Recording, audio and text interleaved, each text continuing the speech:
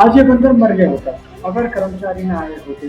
रातें बीतेंगी प्लेटफार्म पर और जंगल तो कोई अंडरवियर में घूम रहा था। हे गाइस, घड़ी में बजे हैं 2 और मैं निकल चुका हूँ अयोध्या रेलवे स्टेशन को लगने में अभी टाइम बाकी था, तो इसलिए हम पैदल ही चल दिए क्योंकि ट्रेन हमारी है 5:25 की। मैं स्टेशन पे ट्रेन का इंतजार ही कर रहा था कि एक देर से लम्बा था हुआ और तभी देखा एक बंदर ट्रेन के ऊपर आ गिरा। तभी रेलवे के कुछ कर्मचारी आए और बंदर के ऊपर पानी डालना शुरू किया ताकि वो जिंदा रह सके और उसकी जान बच जाए। फाइनली उनकी मेहनत रंग लाई और वह बंदर चलने लगा, लेकिन हाँ थोड़ा सा लड़खड़ा जरूर रहा था। समय हो गया था मैं ट्रेन चलने की, तो भागा भागा अपने ट्रेन के पास गया और ट्रेन में लेट गया।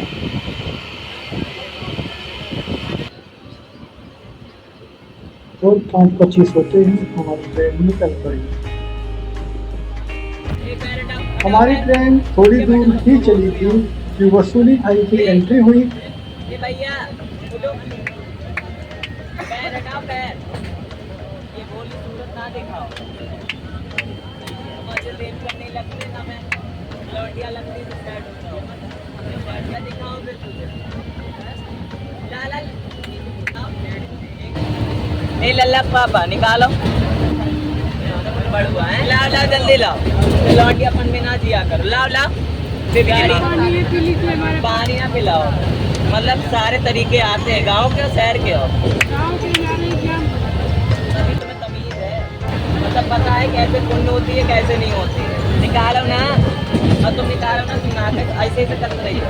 देखो रुपया नहीं देता और जो लंबी लंबी मूछ है रख के लाए। पहुंच चुका था रात के 11:30 और मैं पहुंच चुका था बरेली रेलवे स्टेशन।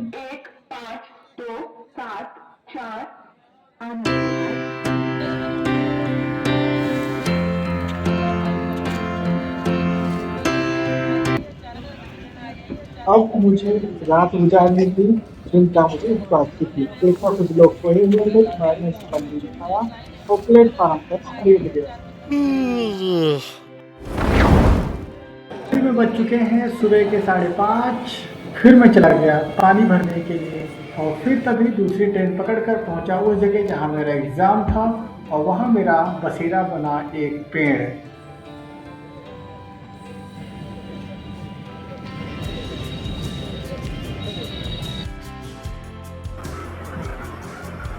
और जहां हम रुके थे जिस पेड़ के नीचे, वहां से कोई दूर तक कोई घर नहीं दिखाई दे रहा, सिर्फ जंगल। और उस जंगल में हम थे और हमारे कुछ साथी।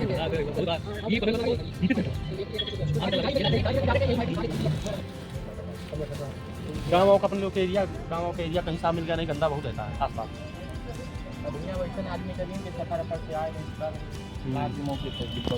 नहीं यहाँ यहाँ में लग रहा है कि इस साइड में पॉपुलेशन भी कम है, जनसंख्या अपने लोग की उधर जनसंख्या भी ज़्यादा है। देखा था कितना अब जहाँ लाइक। और मेरे सामने बैठा एक बंदा, उसकी बकैती तो बंद नहीं हो रही। इतने बड़े बड़े मुद्दे लाके मेरे सामने रख रहा था, मेरा दिमाग खराब हो गया, मैं परेशान हो गया।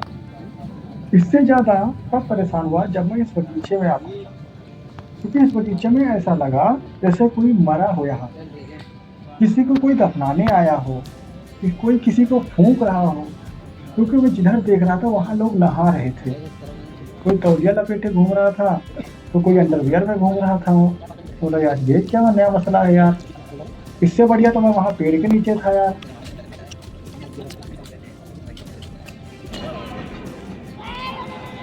पेपर देने के बाद आके हम प्लेटफार्म पर सो गए और पैसे नहीं थे कि मैं आके रूम ले लूँ कहीं 2-4 घंटे सो पाऊँ।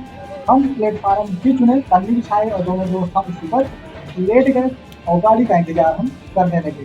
गाड़ी का इंतजार करते करते करीब बज गए 8 और 8 बजे फिर एक गाड़ी आती है बिहार के लिए जाती है और फिर हम उस पर बैठ जाते हैं, लेकिन सीट नहीं मिलती, मुझे खड़े होकर ही जाना होता है। तो जैसे ही हमारी गाड़ी बाराबंकी पहुंची, देखा तेज से बारिश होने लगी, बादलों से चमक और गड़गड़ाहट की आवाज आने लगी।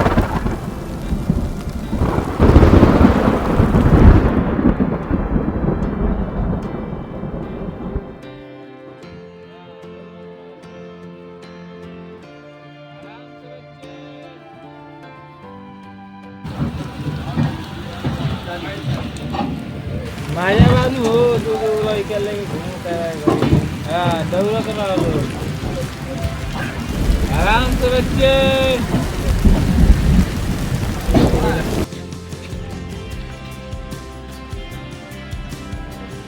और फिर हमारी गाड़ी 3:30 बजे हमारे स्टॉप पर पहुंच गई जहां मुझे करना था। और फिर मैं वहां से उतरकर अपने घर की ओर पैदल चला गया।